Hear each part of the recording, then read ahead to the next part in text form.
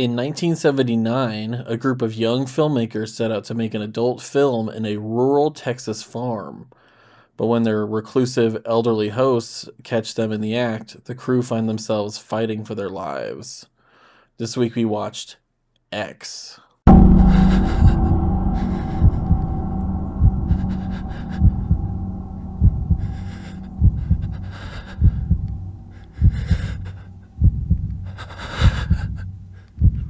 Hello?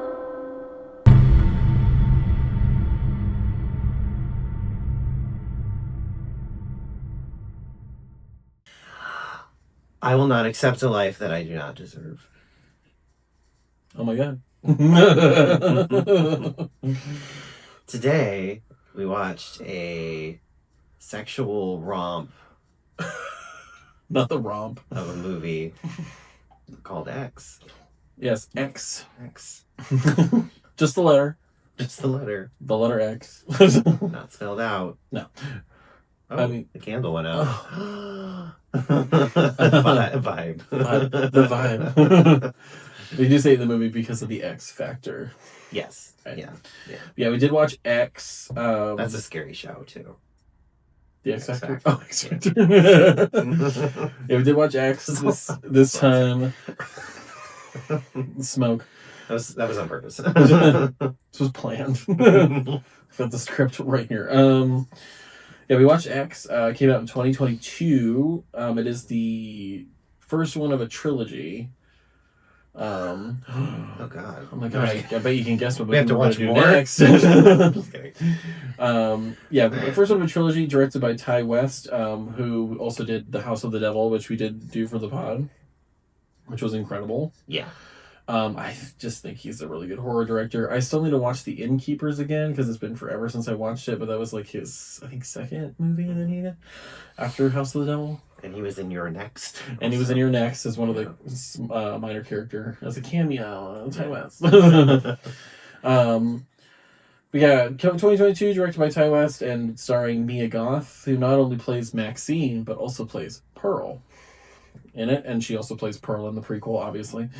We also have Brittany Snow, which was very interesting for me. I know she was in the remake of Prom Night and stuff for horror movies, but this is a person you associate with Hairspray and Pitch Perfect and movies. She's in Hairspray. She's in Hairspray. The musical one? Oh, okay. Yeah. Okay. So seeing her in a movie like she would be a lot this, older if it was... Sorry. Right, yeah. Seeing her in a movie like this was interesting, especially with all, like, the porn elements and all that stuff. Yeah. Kid Cudi, Martin Henderson, Owen Campbell, and of course Jenna Ortega. Ooh. Whose panties said Sunday and not Wednesday. Ooh. They should have said Wednesday. Yeah. like she knew she was going to play that character. I always thought Mia Goth was from The Sims. She could be in this. It doesn't sound like a real name. Well, there's the Goth family in The Sims, right? Yeah, I don't know if it is actually her real name or not. I don't know. That just doesn't seem like a real name to me. Oh my god, actually, yes. Her full name is Mia Gypsy Mello del Silva Goth. Okay. From those kind of parents. Was All right, born gotcha. in Southwark, London, England, to a Brazilian mother and a Canadian father. Okay. Mia Gypsy Mello de Silva Goth. Okay. That's crazy. I did not realize it was that long of a I name. assume she went to like an art school, Montessori, or Not the Montessori. that name. I can't. It's fantastic. Yeah, that is great. That is a drag game. Oh, yes. So, I mean, we can get into it. Oh, okay. If you want to. Sure. I think I covered everything. Who knows? My job. Rural Texas. The rural juror. The rural juror. If any 30 Rock fans out there, the rural juror. Rural juror.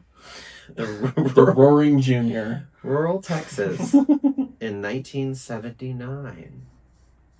Sheriff Dentler arrives at the scene. We don't get his name, do we? That's funny. No, we don't. Sheriff Dentler arrives at the scene of a horrific crime. There is a corpse covered up in the front of the house and blood spattered all over the front porch. As Dentler goes inside, the deputy tells him to go inside the house to see something particularly gruesome, and Dentler is left stunned. Stunned. Stunned. Well, what did he see? Did they go to the basement? It's the basement. Okay. It's the body in the So basement. we got to see it too. Yeah. Okay. It comes in later, but it's the body in the basement. Gotcha. One day earlier, 24 hours ago. I will say I want to be sedated. I'm just kidding. I love the any Ramones fans out there. I'm just kidding. No. Just kidding. I really love the cuts. I love the way they cut to scenes where it switches back and forth, and there's still movement. It's not like they pause; like it's still like moving for both scenes, and then it ends on this next scene. He does that multiple times throughout the entire movie, and it's amazing. It is interesting. It's I really like really it. Cool. Yeah, I even liked, even though it's kind of overused now, the split screen. Oh, loved it for this. I did love it for this. Like when she's singing "Reflection." Yeah. That the way that was done was it was split scene.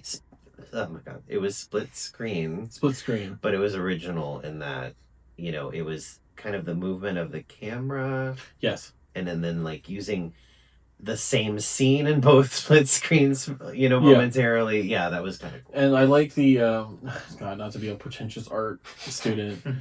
The juxtaposition. No, the difference between of like you have these young kids here doing this stuff, and then you have this like lonely old woman, and it's like bright, whatever, dark, just. Oh, that's why she was singing Stevie Nicks Reflections, and it's like back and forth, and how like. I mean, you feel sad for Pearl a little bit. Oh, no, absolutely. In this, like it's fine. In this, I still haven't seen Pearl yet, so. No, I feel sorry for her that I don't know. Had not seen X-Pearl or Maxine, so we obviously are going to be going through all three of these movies. Yeah. Back to back. Back to back, which I'm excited about because I love these movies. Pearl is probably my favorite, but I really love this one. Yeah. We'll see how I feel about Pearl. I think I'm gonna like it. From what I've seen of Pearl already, I think I'm gonna like it. I do like Maxine. I think they are all good movies, but I think Maxine out of the three of them might be the weakest one. But I do really like it. That's a general term, weakest one, because it's still a very good movie. Is Maxine what happened after she? Yeah, so it goes X. So Pearl is the prequel to X. Yeah. And then it goes into X. Years later, and then Maxine is what happens to her after X, where she goes after X. That's what I figured. Yeah. And it's Maxine, MAXXXINE. Yeah, Maxine. Because she's a star. She's a star and a whore. She's a whore. Aspiring starlet Maxine Minx. I didn't get her last. Did you not tell her last? Maxine Minx is getting ready to go down to. Sorry, this is written weird. It's getting ready to go to Houston. Let's just say that. Texas. Get ready to go down. I know, like that. Getting ready to go to Houston, Texas, to shoot a porno film. A porno film. Titled A Porno. What movie is that where they were? Someone said like a porno. Oh, that's not a movie. That's a TV. That was American Dad. Where she's like, you either you're in a porn or you shoot a porn. Like, you don't say it that way. Yeah. Anyway. To shoot a porno film titled The Farmer's Daughter. Yeah. Her boyfriend, executive producer Wayne, brings her along with the rest of the crew. Writer-director RJ, his girlfriend, and sound operator Lorraine. I didn't know Jenna Ortega's name was Lorraine. Lorraine, yeah. That's funny. They say it about. Yeah, I love because they're all like in really, and then he's so focused. That's what I said, like not to a degree, like that degree, but I feel like I'd be that person if I was filming a porno just because of my photography and film school thing. I'd be like, I want to make it artsy. Yeah. Avant-garde. We gotta do cool shots. I know it's just a porn, but we gotta do cool shots. That's our next project. Porn. Yeah. Stay tuned. Blue Sky. Stay tuned. His girlfriend and sound operator Lorraine, and actors / couple Bobby Lynn and Jackson. Brittany Snow's name being Bobby Lynn. Bobby Lynn. Shit.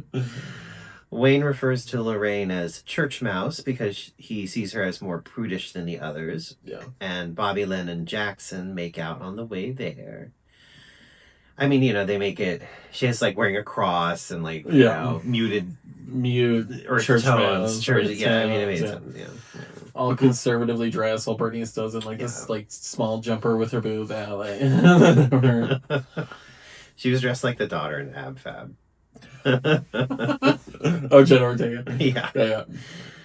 The crew arrives at the farmhouse. You bloody bitch troll from hell. The crew arrives at the farmhouse. Oh, and then Jenna Ortega gets to work with Patsy later. Oh, that's Wednesday. Okay. The crew arrives at the farmhouse where they are set to shoot the film. Wayne goes to talk to the elderly owner, Howard, who greets him with a rifle pointed at him. Wayne has to remind Howard that they spoke the other night about renting the place out, but once Howard notices the rest of the crew, he makes it clear that he does not like or trust any of them. I don't think I like you. I don't think I like you, Wayne. But also, like, I'm sorry, even if I said I was supposed to stay there, some guy pulls a shotgun on me, I'm like, oh, we're leaving. There. We're gonna go. Yeah. Like, I'm gonna go. And I love that he's like, hey, if you notice, because it's that weird Chekhov gun shit. Yeah. He's like, and, it's funny about that, actually. I just realized this one kind of goes against it a little bit. So, like, he tells him, like, it's not even loaded. It's just to swing around. And, of course, it is. Yeah. But whenever he's like, I have one in the glove box, and they show the pistol, when she goes to use it, it never fires. It doesn't go off because it's not loaded. It was not loaded. It was just a swing. Yeah. Yes. Reverse Chekhov gun. Yeah. I don't know what I was going to say before filming begins. Oh, and just looking at him, because you can tell by the actor that they got to play him. Obviously, they covered the shit out of them prosthetics. Yeah, I haven't seen what he looks like, though. They make them look like usually old people, but they make them look gross. Yes. Like so gross. Yeah. Like I would not be able to live in that skin. Kind of gross. Like, and I think she says that too. I don't know if it was like Britney or something like that. She's like, oh no, it was Kid Cudi. He's like, that is the grossest fucking. It is Texas. And, maybe people the heat do answer the door with a gun generally. I mean, so it is Texas. While Maxine gets out of the van, she notices Howard's wife, Pearl, also Mia Goth, watching her from the window. Which she does incredible. I will say, like, because Maxine's a really good character.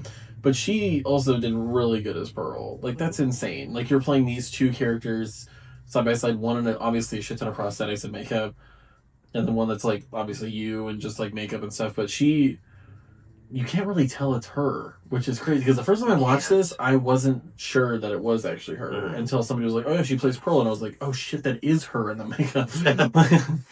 Like, that's crazy. What's funny about it too is she's playing a character that ends up becoming obsessed with her. Yeah. So she's like obsessed with herself. Yeah.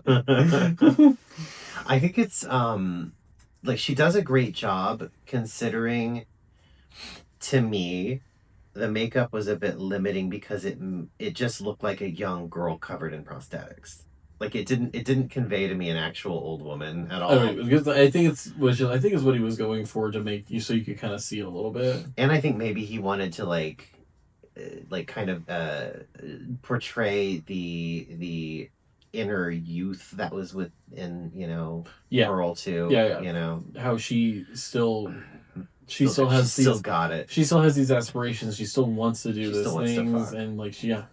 I mean, that's part of it. But she still has this, like, has these aspirations and still wants to be somebody. And it's just, like, hard watching. And she's just, like, watching herself age. And she's just, like, so she's seeing these, like, young girls around and everything. And I get it. I get it. Which, I will say, like, even though obviously she ends up being the perpetrator, and so, like, you do feel bad for Pearl. Oh, no, totally. Yeah. Yeah. Which is great, because, like, it's like Barbarian. Mm-hmm. Like, obviously Pearl ends up being more of a villain in general, but it's like Barbarian in the sense that, like, that deformed woman, none of this was her fault. Yeah. and at the end you have that moment where you feel terrible for her. Yeah. Because you realize that she's just as much of a victim as the people that she's going after. Like it's, and I thought, that dynamic is like is good because you can sympathize with the bad person a little bit, and you're like, wow, but she's not all bad because of this, and she's obviously just messed up because of this. Yeah. But then you're like, it's not great, but it's also like it gives them more character. Yeah. And of course, like I always say with like killers in movies, it's always good when they have like an actual personality. Yeah. Yeah. I mean, unless their personality is not having a personality, like. Well, like Michael Myers, like his whole thing is like he's quiet, he walks, whatever, but like his presence. It's the presence. Yeah. It's like the Je ne sais quoi. the gravitas. The gravitas. It's like when people say like, oh, you walk in a room and everybody looks at you. It's that weird power dynamic. Yeah. Of being silent, yeah. But he makes it work really well, and that's why in the credits he's just called the Shape. Yeah. Because he's just like this figure that's there, that's like brooding and like whatever. Yeah. The Shaper. The Shaper. But yeah, it's always good to have like a killer or a person with a good personality. Also, they give you that thing where it's like a villain always thinks that they're the hero in their own story situation. Yeah, I know how that is. Yeah. Before filming begins, Maxine meets Pearl, who appears to try to make a pass at her. Ooh. Pretty. She like touches her side through her overalls. I mean, to be fair, Maxine is wearing like overalls with side boob, just everything with like out, nothing on, everything out. Yeah. I mean, she's just. I think is before that when she goes and swims in the lake and we see the crocodile. I think that happened, and it wasn't talked about probably. Okay. As it is with these synopses. Because they didn't even talk about them filming the sex scene. Which is like a big part of the movie, right? I mean, that is the main, part of the movie. Oh no, it does talk about it. Okay, cool. Yeah, it's the next part. Okay, because I think before she goes into the house, she goes swimming in the lake. Yeah. And that's where you see the crocodile. And I will say, like, the crocodile is part of it. That's a Chekhov gun as well. It very much is. That is a Chekhov situation. For those who don't know, Chekhov is like from Star Trek. From Star Trek. I think his example was a gun, maybe, but it was like if something, if something is presented, a gun in the opening act of something, it needs to be fired by the third act. It needs to be used. A huge example of this, that's such an obvious example of this, that was obviously purposely an example, is the rifle above the bar in Shaun of the Dead. Constantly talking about the rifle. It's the Winchester bars, the Winchester pub, constantly. It doesn't work. It's deactivated. Nobody uses it. It's deactivated. You can't use it. And then by the third act, he's like, I don't think, and he accidentally fires it. Third act. That's like a whole Chekhov situation, is the gun above the bar. But yeah, the crocodile is kind of the same. And I will say, we're going to get to it too, but like, the crocodile is also a big part of Pearl. Yeah. Oh, really? Yeah. Okay. And this is why I say, like, Pearl gets a little more campy. Good. I mean, the crocodile made this campy as well. Oh, yeah, 100%. Because it was 100% like a 100% like Lake Placid. It's 100% like that, but it's also like, you can kind of tell that it's like, oh, what? It's her pet fucking crocodile. Yeah. Like, what the... Like, it's just in her lake. Yeah. Hanging out. Yeah. I did like the scene though where she was swimming and then suddenly you see a crocodile and then the above shot, and then it's going behind her. It was very good. Such a good shot. Yeah, loved it. Yeah, very good at building like suspense, and it wasn't one of those stupid things where it's like the audience knows and it's supposed to freak you out, but it's not like The Strangers where there was no payoff. It's kind of like payoff a little bit. Yeah, totally. I liked that. Yeah. The crew gathers in the farmhouse where the first scene has Jackson and Bobby Lynn having sex, which you are wont to do in a porno usually. The premise of the film being that Jackson's car broke down and he comes upon Bobby Lynn's house. I love because they shoot the porn scene first, like they shoot the sex scene first. Yeah, and I love that they like are transitioning back and forth between like her with the lemonade in the house and Pearl, and then transitioning to them with the lemonade in the house, and she's like, come back to my room. My car broke down. Like how they show, like they film it like that. He edited this and filmed this very well. Like, it's really, fantastic for sure. Yeah. I think it'd be great if they just gave us at this point a synopsis of the porn. Right? Give me the script of the farmer's Because we know you wrote one. Yeah, right. He comes upon Bobby Lynn's house and propositions him before they film their scene. The next scene has Maxine playing the younger sister, who also has sex with Jackson. Yes. I'm just milking the cows. We shouldn't disturb Daddy, but I'll give you a ride. I'm here with your pizza. Is your husband home? Can I come in? Pearl watches from outside of a window. Yeah. Pervert. Watches the scene going on and appears to get aroused. It imagines her like staring back at her and then turns into her writing. Very Substance, like you said. It gives substance. Like this movie came out before The Substance, but it does give Substance vibes. It really does. Yeah, that scene specifically. That scene specifically. Yeah, like interchanging them with each other. Yeah, it was and the makeup looked very 100%. Yeah. I like. No matter what, practical makeup and practical effects will always reign supreme over CGI, and I will say that forever. And just the makeup and everything, just total Substance vibes. Pearl watches. She tells Howard she wants him to make love to her, but he declines. Like, I can't. And like you're thinking like, oh, ED, whatever, but it's like he's like, no, my heart. Like he thinks his heart can't handle it. Yeah.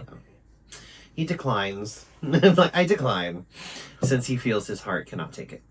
Which sucks is like that's another thing about this movie is you can actually tell that they are a couple that actually loves each other, which is interesting because normally in movies like this the husband's always the douche asshole to his wife, like doesn't like. But you can tell that they actually care about each other, which makes it even more like layered. Yeah, and more fucked up. Yeah. Yeah, weirdly enough, more fucked up. That you can tell that he wishes he could give her what she wants. Yeah. And he wishes through a scene later. He kind of wishes that she could see that like she's the most beautiful woman in the world to him, and all this, and it's kind of sweet. It's like a sweet moment, even though they just killed Trevor. I know, right? But yeah, it adds a layer to it. Yeah. Also makes them more humanized and the dynamic a little more humanized, which is good. Yeah. Because I mean, you can really break that human barrier by just like making them over the top assholes to each other and like. Yeah. He's an abusive dick, and he has been their whole. Or they're just evil, or they're just straight up evil. Yeah, it's not because she has something going on mentally or because of how she views herself. It's just she's just pure evil. Yeah. Where was I? That night, Lorraine tells RJ she wants a part in the movie too. I want to do it too. But he refuses. He's like, no. But I love this because this is after they have a whole fucking conversation where she's like, and she's asking good questions. Yeah. Because she just wants to know. Yeah. Because Mia Goth gets all offended because she's staring at her. I just love that she's like, no, like legitimately, like how do you do this, but then also be in relationships and also and then, Mia Goth's like, you're talking about all these social norms that don't need to be there. Plus, it's just sex. We actually love each other. Whatever. Like, and her boyfriend did call her a prude in the van at the beginning. And it's like, so she goes, "Why are you being such a prude?" Well, then, the second she's like, I want to be in it because you said this is going to be more than just a porno film. It's going to be artsy. It's going to be independent movie. It's going to be whatever. And like, if it's going to be that good, I want to be in it. Yeah. And he gets all weird about it, and she's like, "Why are you being such a prude now?" Yeah. And it's like, she's not wrong. No. I mean, I feel for the guy, I guess, but it's also like, now you're trying to be that controlling, like, no. Exactly. No, but you're okay with them doing it. No, don't tell Jenna Ortega what to do. You can't tell Jenna Ortega what to do. Only Gwendolyn Christie can tell Jenna Ortega Yes. what to do. I think Gwendolyn Christie could tell anyone what to do. Oh, God, she could... She's imposing. She could tell me everything what to do. Even as a gay man, Gwendolyn Christie... if you're available. Be my Lucifer. She is great as Lucifer. Oh my God. Sure. If you nobody's seen The Sandman, I know Neil Gaiman's got a whole fucking thing going on. I'm not even going to get into that. But Gwendolyn Christie's Lucifer Morningstar, fantastic. The casting in that entire show is fantastic. It's great. Like, that was I've been obsessed with the Sandman comics since I was very young. I think you told me if you ever want to know why I am the way I am, read the And Sandman. I I did murals of the Sandman all over my bedroom walls. So I was kind of obsessed. So I was watching the show whether or not, and I just don't care. Trying to move the art, remove the art from the artist. He may not be a good person. But who is? I'm just kidding. Who is? I'm just kidding. Uh, and Lorraine more and more. No, yeah. Well. RJ begins to wait, where were we? The scene. Oh, okay. Sorry. He says no. He says no. Why are you being such a prude? The others agree to allow Lorraine to have the part, and she wants to be a part of the film and not just recording sound. The scene goes along. Not just recording the sound. Mm-hmm. But RJ goes to take a shower where he cries. RJ begins to drive away to spitefully leave everyone behind. I find it funny that he cries in the shower because during that scene too, she said, he's like, we can't redo, one of his excuses is like, we can't redo the story halfway through. Whatever. And she's like, why? You love Psycho. Which, because it does like 30 minutes and obviously kills the main character. Yeah. Spoilers. For a movie came out in 1960. I know spoilers for a movie. And he's crying in the shower, and it's like the shower scene. It's like, yeah. I thought it was like kind of a small reference to. That's true. That's where the shift happened. Yeah. The scene goes along. He cried in the shower. RJ begins. RJ begins to drive away to spitefully leave everyone behind, but he stops when he sees Pearl standing in the road. He tries to help her back into the house. Get back in there, you old bitch. I'm just gonna. But when she attempts to come on to him, he rebuffs her. Maybe we should find your husband. Yeah, maybe we should. But honestly, any normal person would probably do the same thing. Yeah. And be like, yeah. Listen, like, first of all, age gap. Flatter, but second, it's like you're married. Maybe we should like. But you're married and gross. So. And disgusting. But yeah, maybe we should find your husband. You're really sweet though. Yeah. Sweet lady. RJ continues to try to help. But then Pearl just stabs him in the neck very, very casually. I love it.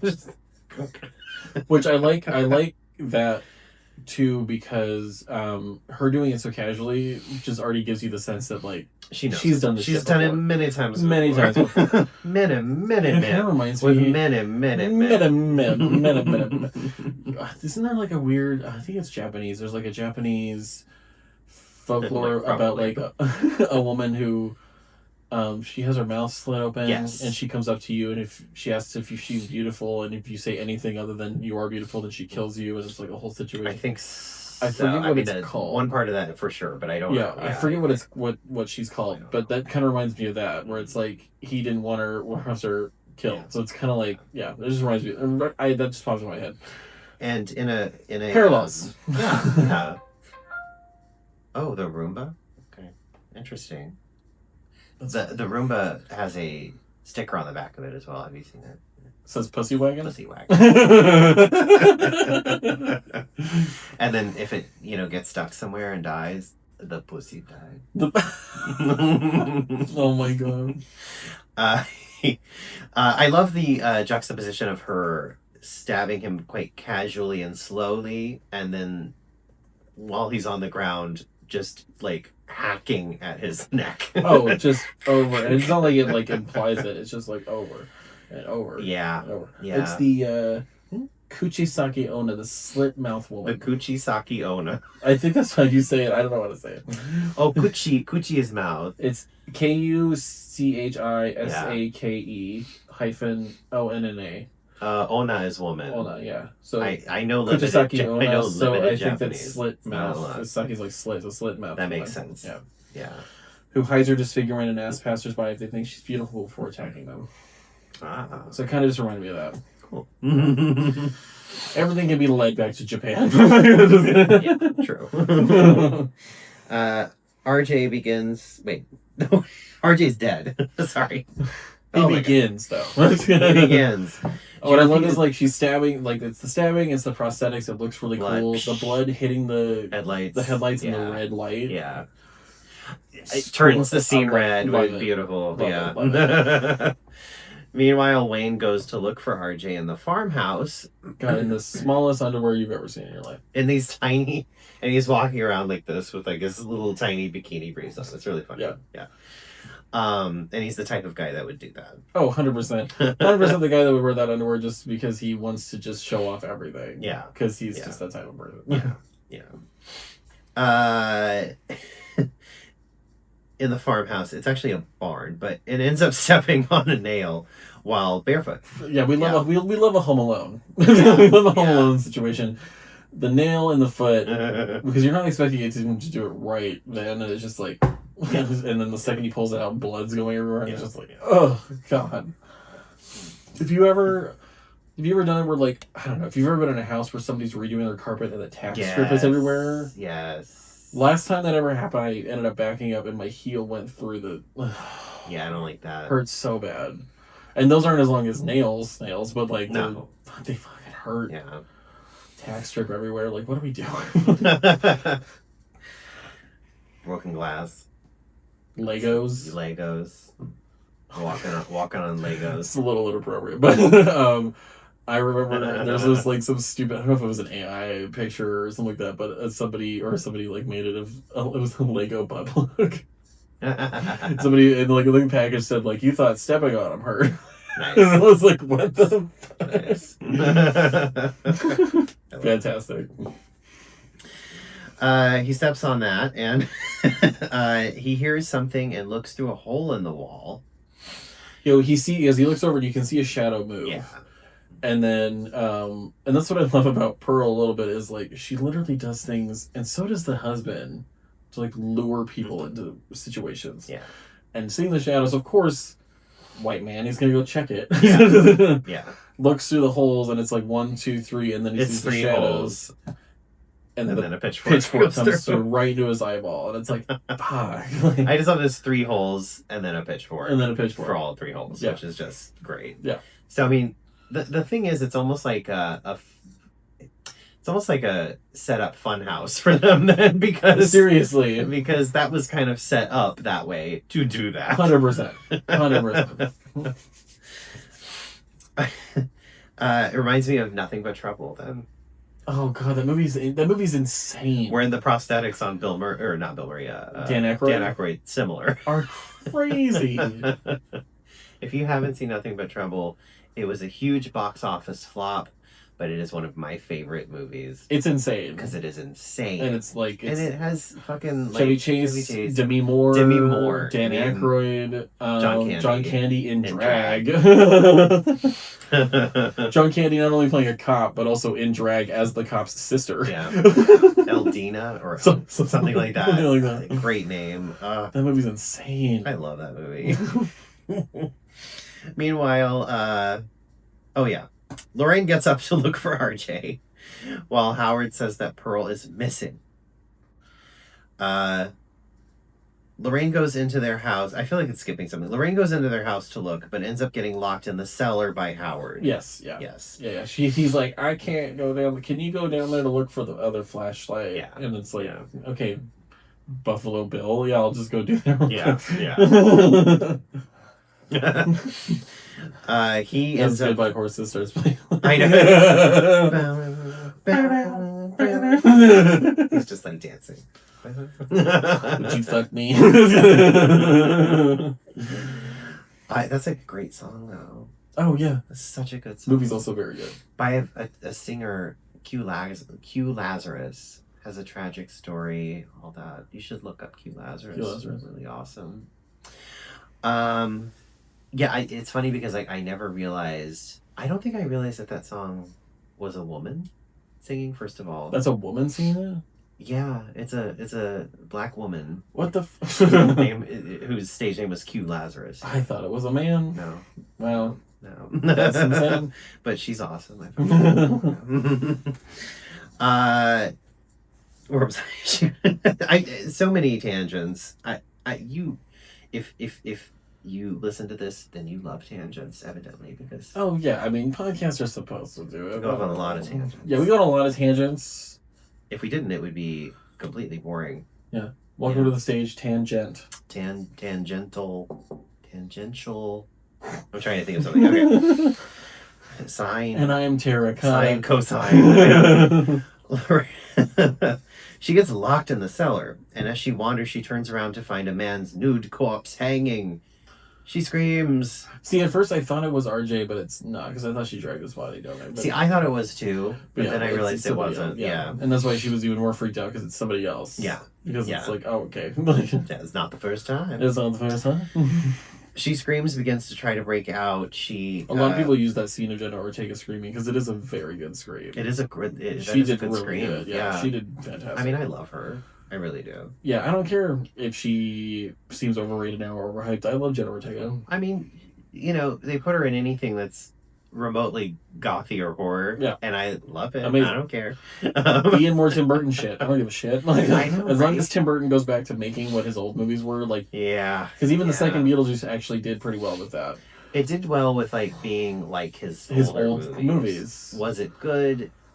That's debatable. It wasn't like an incredible movie. Yeah, but it was still good. I still liked, especially for being a sequel like 30 years later. That's true too. Yeah. That's true too. Yeah. Just too much plot. That's all. Yeah. Well, and then they had to do certain things because Jeffrey Jones had all that stuff come out about him, and yeah. Well, see, I loved what they did with his. Hilarious. That was great. And then they had he had that controversy for doing the Soul Train thing. I thought that was funny. I thought that was cool that I don't recall.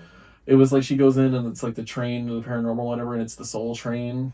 Yeah, whatever. And everybody's doing the 70s Soul Train thing. Yeah, whatever. I thought that was a show. Yeah, that was on TV. That was the joke. Like that was the joke. That's because of Tim Burton. Tim Burton and the black actor thing. Oh, because that's the only time he used black people was for this. Which, like, would you not? Yeah. Right? Well, I mean, yeah. Yeah. Anyway, we had a joke because we watched the music video. Yeah. The show, so. Whole controversy with that. But, like, Beetlejuice is pretty good. I just want him to go back to the way he used to make stuff. And, like, I posted Sleepy Hollow today as one of my 31 horror movies. Because even that was 1999. And, like, yeah, he used some CGI in that, but it still looked good. And he still used mostly practical effects for the horsemen and shit. Yeah. Also, Christopher Walken having his entire lines in that movie being, "Rah!" Yeah. That's it. Like, and he still did amazingly. Plus the level of actors in that movie. When you realize like Michael Gambon, I forgot his name, but the guy who plays fucking Emperor Palpatine is in it. Yeah. The guy who played Alfred in his Batman movies is the notator. Like he got, and Francis Ford Coppola produced it. Yeah. Like he got good with that. Yeah. Oh, Christopher Lee too. Oh, I love the beginning of the movie. Like, yeah. I mean, I just, and I feel like she's perfect for his type of vibe. Absolutely. Like, and so I feel like her and that other girl in Wednesday who's got the really big eyes. Well, yeah, because he loves big eyes. But she just looks like a Tim Burton character. She does. And, like, in a good way. No. In a very good way. Like an amazing way. Howard gets Jackson to get up and help look for Pearl. Yes. They walk by the lake. Well, Jackson, first of all, opens the door completely naked. With like flopping down there, you know. Great. Just a silhouette. Just a silhouette of it. But I was into it. Oh, yeah. I don't know if it's a prosthetic or what. But... Kid Cudi's a very handsome man. Yeah. They walk by the lake. Half the time they do that, it is a prosthetic, but I think maybe because it was in shadow, maybe he just decided it was... I mean, you got Brittany Snow and Mia Goth showing boob every whenever. Like, yeah. You never know. For some reason, the line is a penis. I don't know. You want to see a show that constantly shows like a penis, watch Euphoria. I still won't watch it, but... Don't watch it. There's like... I don't even know what show it is. There's some guy getting out of a tub. It's new. And everyone's like, is that a prosthetic? But it wasn't. And it's like even most of the White Lotus ones, like when you see Jason Isaac's penis and all that stuff, they're wearing a prosthetic. Oh, really? Yeah. That's weird. Yeah. I don't get it. Why? I don't know. Why? Why is that the line? I don't get it. Anyway, they walk by the lake where Jackson sees a car underwater. Very psycho. Yeah. Very, very psycho. He turns around to find Howard saying he knows what Pearl has been up to. And then blasts Jackson in the chest with his shotgun. He lands in the water. Dies. Pearl climbs into bed with Maxine, touching her back and leaving RJ's blood all over her. Maxine turns around and sees Pearl, causing her to scream. Another good scream. Bobby Lynn overhears and tries to help Maxine. She sees Pearl running out of the house naked. And follows her to the lake. Bobby Lynn tries to help Pearl back into the house. Kind of like, she's an old, you can tell she was being nice with the way she was wording shit. Yeah. Yeah, she's like, my aunt gets confused too, so I was going to be a nurse. She's like, I don't need a fucking nurse. I don't need a fucking nurse. And then Pearl calls her a whore and pushes her in the lake, where she's eaten by the alligator. She's eaten by the crocodile. Alligator. Is it an alligator? It's an alligator. It's in Texas. That's an alligator. Yeah. If it was in Egypt or... I'm just kidding. Or Florida. Are there crocodiles in Florida? Or is it just... I think it's just alligators. Because New Orleans is also alligators, isn't it? Yeah. Crocodiles are in, other places. Yeah. Like Australia and so because there's Africa. Saltwater crocodiles. I don't know. Well, the Nile River's not salt. No, those are different crocodiles. Nile crocodile. Yeah. And then China has crocodiles and you too, can't see them later. Armored and small. You can't see them later. God damn it. Sorry. No, because it's in a while. Yeah, it's in a while. You see them in a while. You see them in a while. You don't see them later. That's what happened with this one is you saw it later. Yeah. And that's how you know it's an alligator. That's how you know it's an alligator. Howard gets... Sorry. This is really stupid. Lorraine gets an axe. Give me the axe. Give me the axe. And tries to break through the door to escape. Follow the Shining. I love the Shining. Ever since we started this podcast, I never realized how many movies have someone breaking through a door with an axe. Or reference the Shining. Or reference the Shining. Whether it be a number on a clock. Yeah. Breaking down a door. Yeah. I mean, I get it. Blood coming out of something like the elevator. It's an okay movie, I get it. But... If you read the poster, it says a masterpiece of modern horror. Just kidding. I mean, it's okay. Did you ever see Dr. Sleep? Yes. Okay. It was good. It was really good. I don't know. I was actually quite impressed with it. Oh, Mike Flanagan did amazing on that movie. Yeah. I shouldn't remember if you've seen that or not. No, you realize it's not even just The Shining, though. You realize how many movies reference Stanley Kubrick movies like fucking crazy. That's true. Between 2001: A Space Odyssey, Full Metal Jacket, and The Shining. Those are like the main three. And then occasionally you'll get a Doctor Strangelove or a Lolita. Oh yeah, Doctor Strangelove is yeah.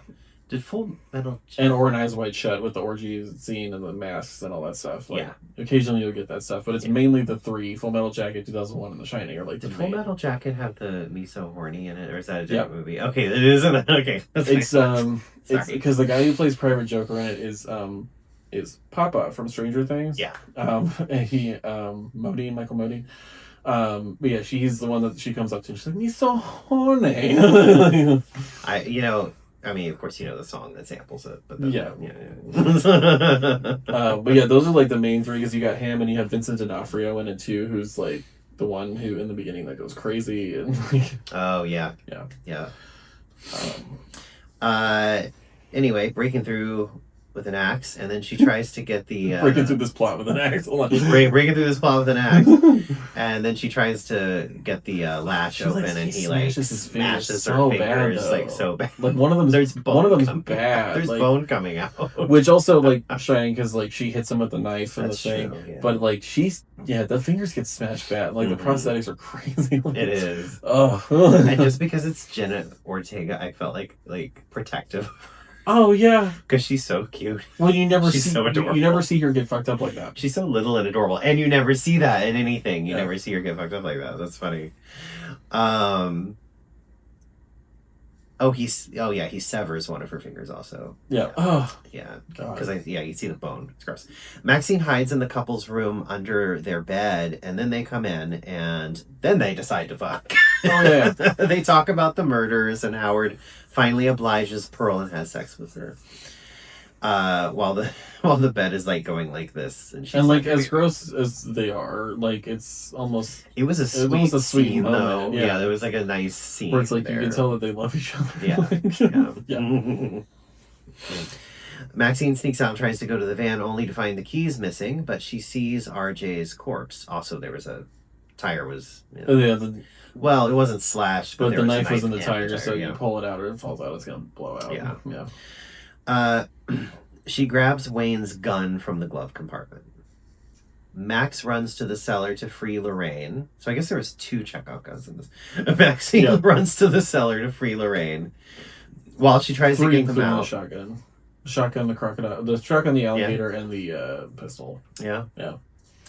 While she tries to get them out, Lorraine blames Maxine for everything. She starts like going I shouldn't have off on fucking her. trusted you. Yeah, when you should be quiet in this moment. Yeah. Well, she tells her she's like, keep your fucking voice down. Yeah. And then she runs into the house and immediately gets clotheslined by the shotgun. Yeah, you got a shot in the face by Howard. Yeah. As he tries to drag her body inside, Lorraine lets out a dying cough. Which startles him and gives him a heart attack. Yeah. And he has a fatal heart attack. And Pearl's really sad. And she's like, you gotta help. And Maxine's like, you just tried what? No. Go fuck yourself. Go fuck yourself. I will not accept a laugh I do not deserve. Maxine gets the van keys and then aims her gun at Pearl. As the TV plays a video of a preacher, which was at the beginning. It was on at the beginning of this movie as well. On the beginning, a little more in the middle, and then at the end, yeah. Maxine saying, I will have the life I deserve, just at the same time that the preacher says it on TV. Yeah, I will not accept the life I do not deserve. Yeah, I will not. It misquoted. Misquoted it. In the damn I will not accept a life I do not deserve. I do not deserve. Yeah, which is the big quote from this one. Just as the preacher does. Unfortunately, Maxine finds that the gun is not loaded because she was firing it at Pearl. Pearl fires the shotgun at Maxine and misses, and the recoil hits the mirror and knocks her out the is strong enough to blast her right out of the house and breaks her hip. Such a good shot. That was a great shot. Such a good shot. Pearl asks. Pun intended. It was almost like Candyman, where he like sucked out the window. Yeah. Pearl asks for Maxine's help again, and she refuses, obviously. Yeah. Maxine gets into the van as Pearl calls her a whore, and Maxine runs over Pearl's head twice, causing it to burst. Yeah. And she's like, divine intervention. Divine intervention. What I like about her leaving in a truck is because, like, I mean, that's how Texas Chainsaw ends, too, is her getting into a truck and leaving. I haven't seen it. Oh, wait. I know that scene, though. Yeah. I know that scene. That is the, like, classic, like, Texas It's the classic final girl scene. That's the Texas Chainsaw really set up that trope. Yeah. Of the final girl. I did see a documentary about that. Yeah. Yeah. I've seen documentaries about horror movies. But I haven't watched them. I haven't watched them. Because I'm crazy. Evidently. The following day, it's back to the first part of the movie, where Sheriff Dentler and the other officers arrive. Officers. I almost said officers. The video of the preacher keeps playing, and it is revealed that Maxine is the preacher's daughter. Yeah. And he is searching for her because she was taken by corrupted, taken by Satanists. Taken by Satan and sin. The deputy finds the camera that was used to film the porno. When he asks Dentler what he thinks is on it, he replies, "A goddamn fucked up horror show." And then the credits. And then it's to the goddamn fucked up horror show. To the actual fucked up horror show. Yeah. Yeah. That is X. That is X. And now it is time Are you excited to watch the other ones? Yes. Okay, cool. I actually really am. I'm excited. I'm excited to watch it again, to be honest. Now it is time for Trivia Corner. Trivia X. Trivia. Now, I will say some of these are long. Trivia Crossing. Trivia Crossing. I don't know. Like Animal Crossing. Some of these are long. Cool. Good. Some people have long ones. So the day after X is South by Southwest premiere, writer-director Ty West revealed that during a mandatory 2-week COVID-19 quarantine in his New Zealand hotel before production could begin on this film, he wrote a prequel, Pearl. So before they even started production on X, he already had written Pearl. Well, 1 second. We didn't get to see the credits because we were watching it on, I don't know, but it cut the fucking credits for some reason. Like, I couldn't just watch the fucking credits. Yeah. The end credits feature the trailer for the next movie. Yes. Pearl. Yeah. A24 saw the script and greenlit the movie even before production on X wrapped. That's funny. He asked Sarah Mia Goth if she wished to remain in New Zealand and film Pearl, and she readily accepted. So the prequel came out obviously the same year, 2022. Yeah. Like literally months after the first one. I remember that coming out so really soon, and fast. I was like, I thought that was weird, and I didn't even see it. So literally, it was during a 2-week period of them being in COVID, he wrote Pearl. Awesome. Yeah. I mean, they're not long movies, but it's no, they're not. But that's so crazy. Writing a movie that quickly, which means you already have to have all of that. Yeah, you have to have it all here, like mapped out. Just crazy. Yeah. Here's a long one. So the title this is a long one. So the title give me the long one. Right. A porno? A porno. The title of the film refers to the X rating used by the MPAA from 68 to 1990. That makes sense. Which indicated that a film was only suitable for an audience aged 16 or older. That's what I assumed. Now it's the X like was 18 for or older. this movie. I assumed it because it was a porno. It was X. Yeah. It's supposed to be like X Factor, X rating, all that stuff. The idea behind the rating was that unlike the other certificates, X would not be trademarked and would allow filmmakers to release their film in theaters without needing to submit it to the MPAA for age certification. See, this is why John Waters liked his movies to be rated X. Yeah, because he didn't have to run it by anybody. Female Trouble, Pink Flamingos, at first they were rated X. Yeah. And he hated it when he got he hated it so much. Notable films that were originally released with an X rating include A Clockwork Orange, Stanley Kubrick. Oh yeah, it was. Yeah.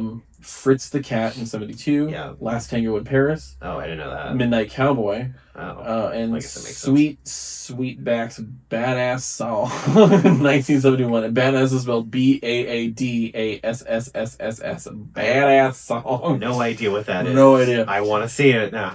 In the 70s, the porn industry would end up exploiting the X rating's lack of trademark by releasing pornos in theaters with that same rating. And then triple X. Yeah. Eventually, X became more associated with porn, and more theaters started refusing to show films with an X rating, forcing non-pornographic films to be censored to receive an R rating. In 1990, the MPAA, though, if you ever watch a documentary called This Film Is Not Yet Rated, is a very corrupt system. Oh, yeah, for sure. It's ridiculous. It's very biased. Yeah. They have, very biased critics in there. It's stupid. It's like an old woman with a tight collar. Well, they have and a priest. They bring in people from religious denominations, and they bring in mothers and shit. They have a very biased system. Yeah. In 1990, the MPAA... somebody think of the children. Right. Sorry. In 1990, the MPAA discontinued the X rating and replaced it with the NC-17.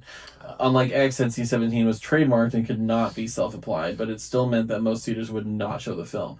So this is why NC-17 rating now is a death sentence for a movie, because that means theaters can be like, no, we're not showing that. Yeah.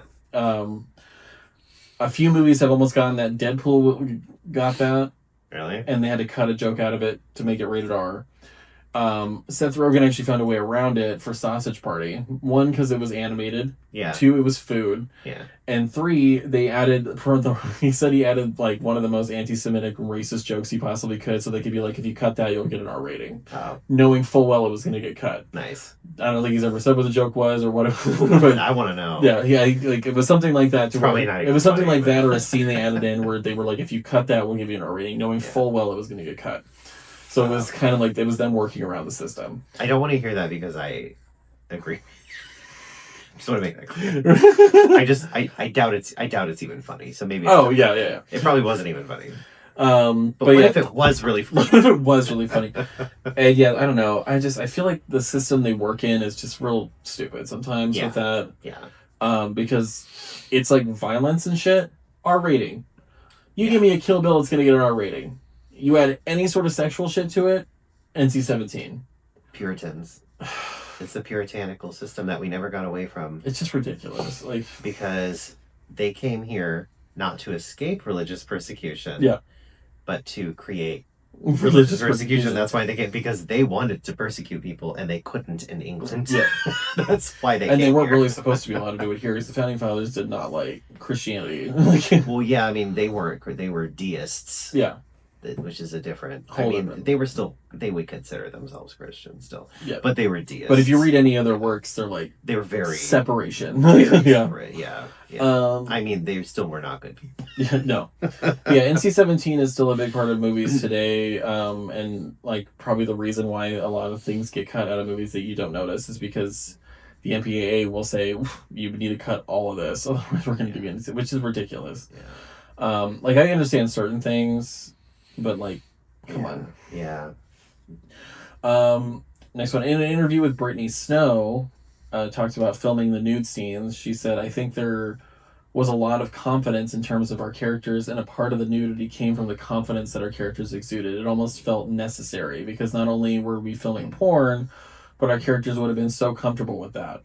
Exactly. Snow said the film, quote, was an exercise in me feeling confident about my body. Oh. And she was pretty proud of herself for that, which is good.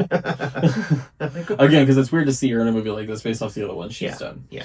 When the moon is seen rising over the bar, the dark lunar seas located predominantly in the northern half of the moon are seen as at the bottom. Oh. This is a result of the movie having been filmed in the southern hemisphere of New Zealand rather than the setting in Texas. How funny. So that's just something like only a nerd. No, totally. That'd be like Neil deGrasse Tyson. He's like, wait a minute. There's an adult film called The Farmer's Daughter that was made in 1976, which is infamous because it starred future acclaimed mainstream writer and actor Spalding Gray. That name's very familiar. That name is very familiar. I know that name. That's funny. I'll look it up while you look at something else because I know who that is. Swimming in Cambodia, Kate Leopold. He played Dr. Geisler and Kate Leopold. Oh, okay. The Killing Fields. Okay. There's been a bunch of stuff. All right. That's hilarious. Oh, I know who that is. Yeah. I know who that is. That's funny. The name of the gas station and mini mart at the beginning of the film is a direct reference to Ty West's movie The Innkeepers, which was set at the Yankee Peddler Inn because it was called the Peddler Market. Oh, yeah. I haven't seen that yet. No, but the Yankee Peddler Inn is a real place. I can't remember where now. Supposedly takes place entirely in Texas, but was actually filmed in New Zealand. All of it was filmed in New Zealand. I'm sorry, that guy was also in The Nanny. 9 episodes of The Nanny. 9 episodes of The Nanny. That's funny. Sorry. Although filmed in modern widescreen format, the end credits are initially shown in the old 4:3 aspect ratio that's full screen. Which the beginning of the movie was as well. Well, the beginning of the movie was in like a 16 millimeter. This is what I love. Sort of like, that shot at the beginning it's the barn doors like it was framing the house, but it makes it look like it's a 16 millimeter camera until it goes out. Yeah, which is cool. And then it almost looks like it's opening up the shot. It's widening the shot, really which is what they used to kind of do. Yeah, certain things. Yeah. This is mirrored in the beginning scene, but in that situation is gradually revealed to be merely in the image as revealed from the barn. Mm-hmm. Yeah. So cool. The man found in the basement is also seen in Missing Persons ad on the milk carton when Jackson takes a sip. I did notice That's that. funny. Yeah. I actually didn't notice that. Oh, God. This was like a paragraph. Oh, fun. We need more. Popcorn. So several of the characters' deaths are foreshadowed in various ways. When Bobby Lynn exits the strip club at the beginning of the film, a large mural depicting a blonde woman with an alligator pulling off her bikini is seen on the building. Because it's the Bayou Cabaret. Yeah. Which that mural's fucking awesome. Foreshadowing her death by the alligator. Wayne, in conversation with RJ, tells him that people's eyes are going to pop out of their skulls when they see the adult film they made. Wayne later dies by having the prongs of a pitchfork stabbed through his eye sockets. At another point, Wayne advises RJ, never let a good woman out of your sight, never mention her weight. Howard loses track of Pearl, which allows her to start her murder spree, and while dragging Lorraine, he comments that she's heavier than she looks. Yeah. Jackson mentions several times that he was threatened by farmers with guns while serving in Vietnam, gets shot by a farmer. Yeah. Ultimately killed Howard with the gun. The van runs over the entrails of a dead cow early on. RJ's blood is splattered over the grill and headlights. Yeah. So it's like foreshadowing all these people. Well, plus when she kills Pearl, the tire goes over her just like it does. Yeah.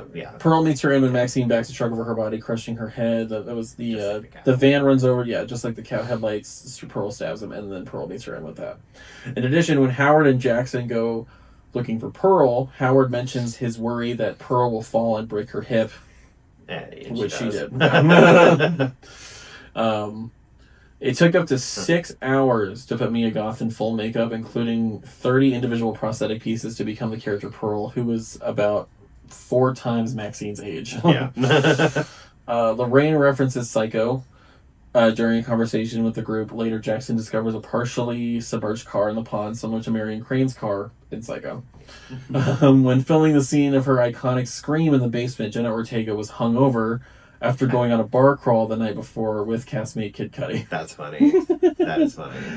So she was like feeling it. That's great. Because when you're like hungover, you're still kind of just like, so she was just into it. Yeah. That's probably why it was so good. Yeah. Pearl's dance after killing RJ is a slower and shorter version of the one she performs during her audition in Pearl. Oh, I really loved the slow dance when she killed. Yeah. That was great. Early in the film, within the gas station, Maxine makes reference that she wants to be famous like Linda Carter. Wayne soon calls Maxine Wonder Woman when telling her to get some Wonder Bread. Then, as she puts the items on the counter, they're buying a copy for the 1979 edition of High Society, which Linda Carter is Wonder Woman. Yeah. That's all that, but that's actually good trivia, to be honest. That is good trivia. Even the long ones, that's really interesting. Yeah. I knew that the rating system in film is a little corrupt. If you ever it's a documentary called "This Film Is Not Yet Rated," it really shows you how kind of corrupt that system is, or at least used to be. Yeah. Now I don't know if it's as bad. Probably a little. Probably a little. Yeah, I don't know if it's as bad now, but I'm like, what multi-billion-dollar industry is not corrupt? Seriously, films are like huge. Well, now it's just and I don't need to fully get into it, but now it's just they were kind of seen as a business back then too, but it's this is why I like show business. A show business. No business like show. Business, I know. This is why I love studios like A24 is because they are actually no matter if the movie's good or bad, they give the filmmaker a chance to make the movie they want to make. Yeah. And I'm not saying because not every A24 movie has been a hit. No, I'm afraid for the one with Kim Kardashian that's coming out. Yeah. I'm scared. But I feel like it's important that they're keeping it that way when it comes to letting filmmakers be free to do the movie they want to do. Mm-hmm. And Ty West had the 2 very independent House of the Devil and Keepers movies before this. Yeah. And the fact that a studio like A24 comes along and now is oh my god, here's the script. We love it. Greenlight, do whatever you want with it. Yeah. And not only is production not done, but you give us another script and we read it and we love it. Already greenlit. Mm-hmm. We want you to do what you want to do. Yeah. Amazing. Them and Neon, I think, are 2 of the best production companies right now for horror movies. Mm-hmm. Incredible. Yeah. Because Neon also has very good movies that they've done for horror. Do you know what? Do you know who else is in this movie? This new A24 movie called evidently The Moment. It's Kylie Jenner and Charlie XCX. Oh, I'm fine with that. I guess. I've seen Charlie XCX do some acting, and she's actually really good. Yeah. Okay. But she's also British, so I kind of feel like that comes naturally. I think British people. I don't know, because I just can all I picture is her just being really Well, she was in something. It was a show where she was playing herself, but it was a show where she's getting mad at the manager thing, and it was a small scene, but she did a really good job. What did I see where it was a joke of her just overcompensating? That was the show. I think it was just her doing coke. Or she asked some kid you want to do some coke? I love her accent so much. Her real accent is fucking amazing. Yeah, I love it. Yeah. It's like hearing Adele talk. Normally, Adele's accent is crazy, and I love it so much. I don't know. That's even worse because at least Kim Kardashian's been in stuff. Kylie Jenner has not been acting and shit. That's a little worse to me. Yeah. I don't like Kim Kardashian that much, but no. Kylie Jenner is. At least Kim's had some experience in American Horror Story and. Yeah. with Ryan Murphy, if that is experience. You know how I feel about Ryan Murphy. Yeah. Don't even get me fucking started. I hate it. Yeah, don't get him started. Don't get me started on the. This will be way too long. Monster shit. I liked this movie. Oh, I really like this movie A lot. I really like all three of these movies. Mm-hmm. But yeah, just speaking for this one, I really like this one. And it has like, I feel like all three of them have their own feel. So this one was like the gritty Texas Chainsaw type of situation.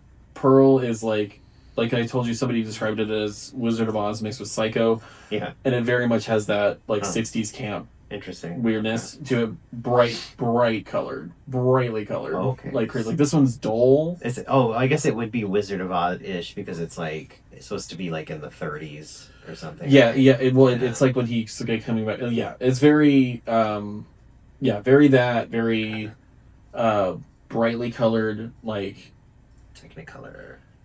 Kind of like you're living in her own head Cute. type of situation, Okay. but like brightly colored, crazy Technicolor, whatever. Cool. And Maxine is also. Maxine feels like an 80s slasher movie. So like this one's like 70s gritty Texas Chainsaw, and then you have like the 50s, 60s middle, and then you have like the 80s slasher movie. Maxine. Yeah. Okay. Like each of them has their own feel. Cool. Which I think is really cool. The way he like kind of skipped around the horror genre a little bit. Yeah. In there. But yeah, I love X. It is great. Yeah. I don't know what you would give that, but what would you give it?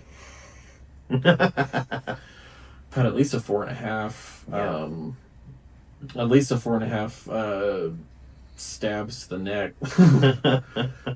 Dead cows on the side of the road. Pearl gave it way more than 4.5 stabs to the neck.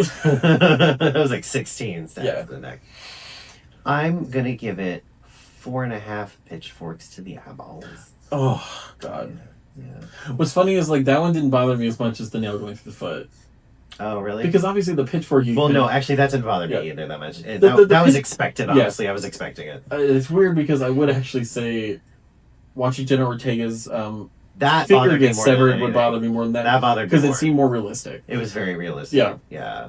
Whereas the nail through the foot, like I don't know. You've seen it in Home Alone and shit. I saw it coming, and then it didn't like even go through the foot like I was expecting it to. Oh no, yeah. And it just kind of looked like someone stepped on a retractable nail. So I was like, that doesn't bother me. But it's great. I love practical effects so much, and I love for sure. I love the way they did this so much, and like, is it like perfect? No, but like it's. Oh, it was good though. Amazing, very good. I loved it. Yeah. This is my kind of. I mean, even IMDb, they gave it my kind of movie.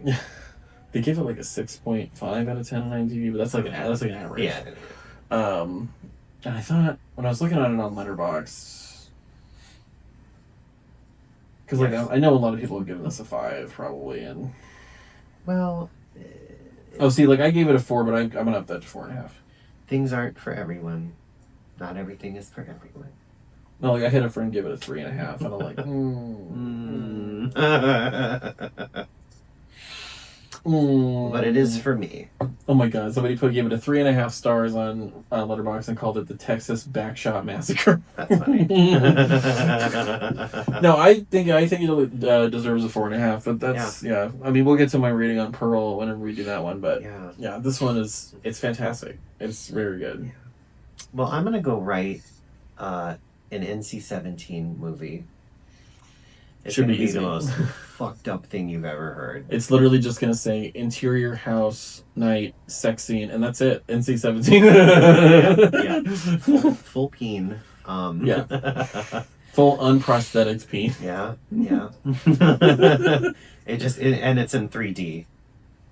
It just comes right out your face. God, I mean, you can tell the X rating on some of those for John Waters. That scene with the chicken and the sex scene of the chicken. That scene was fun. John Waters did some things that were a product of the time.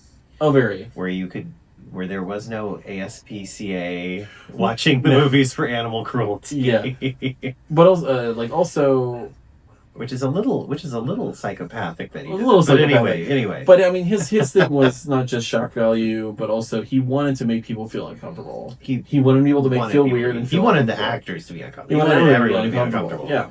Yeah. Go Met. Like. But well, it's funny because those movies, it's weird. his movies shaped me. Well, they did, because I saw them when I was way too young to see them, and they really, truly, like, I was like, this is what I want to do for a like, that's what I wanted to do, was make movies like that. And it's not too late. Maybe I can. Nothing is too late. Let's make a movie. Let's make a movie. If anyone wants to give me some budget for that, that'd be great. Kickstarter. Yeah. But yes, like, subscribe, comment. Again, we would love to answer some comments on the podcast. Any questions you guys have about us, about any other movies we like that aren't horror, like anything like that. How Chris's journey is going into the horror genre. Yeah. Evidently, it's going well. But yeah, and follow us on Instagram, Horror Legend Pod. Blue Sky is the same, Horror Legend Podcast or Horror Legend Pod. Please do. Yeah.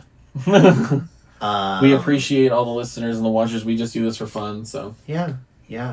And I've decided I will not accept. I will not accept a life I do not deserve. Bye. Bye.